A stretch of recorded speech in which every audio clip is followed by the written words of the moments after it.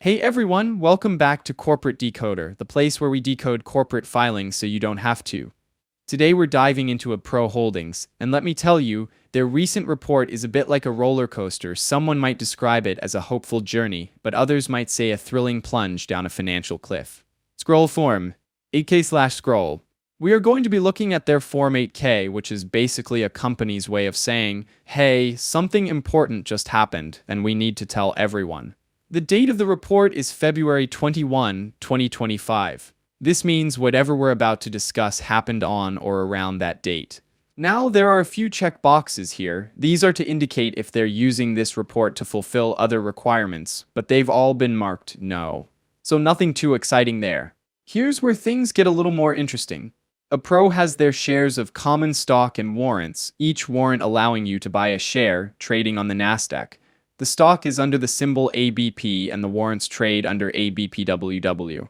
They've identified as an emerging growth company. This means they're a smaller company with less strict reporting requirements, which can be good or bad depending on how you look at it. It gives them some leeway, but also means less transparency. Now we get to the meat of the report. Item 7.01, Regulation FD Disclosure. This basically says that Abpro put out an investor presentation on their website that day.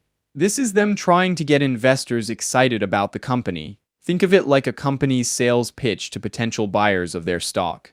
A copy of that presentation is included with this report as Exhibit 99.1. The company is saying this information is being provided, not officially filed. This is a subtle legal distinction. It means they are sharing it, but it won't be held to the strictest levels of liability. Scroll financial. Statements and exhibits/scroll. Finally, we have item 9.01, which lists out the exhibits included with the report.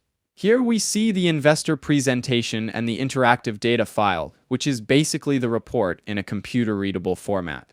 Let's imagine we're watching that investor presentation that they're sharing.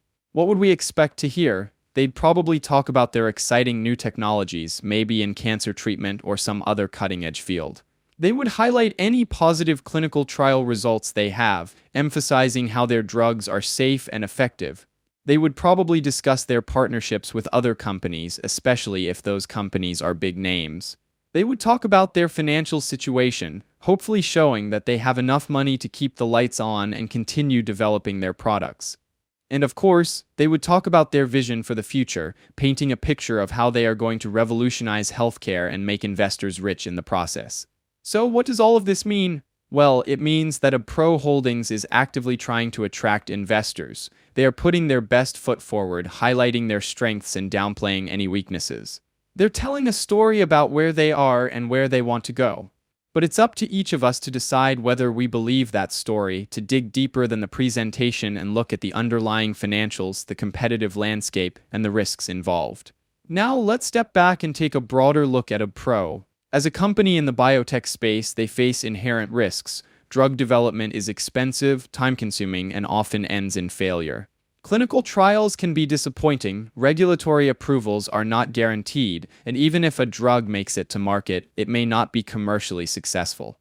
However, biotech companies also have the potential for huge rewards. A successful drug can generate billions of dollars in revenue and transform a company overnight. And given they just announced that they are trying to get investors, it probably means they have a great product for which they need more capital, or they are running out of capital.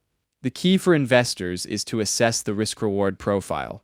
How likely is Abpro to succeed, and what is the potential upside if they do? This requires a deep understanding of the science behind their drugs, the competitive landscape, and the management team's ability to execute their strategy. Unfortunately, without diving into their financials, it's hard to give a concrete valuation. But let's imagine a scenario. Let's say Abpro has a promising drug in development that addresses a significant unmet medical need. If that drug succeeds, it could be worth hundreds of millions or even billions of dollars. However, the odds of success are only, say, 20%. In that case, a reasonable target price range for Abpro's stock might be $2 to $5. This reflects the high risk involved, but also the potential for a significant payoff.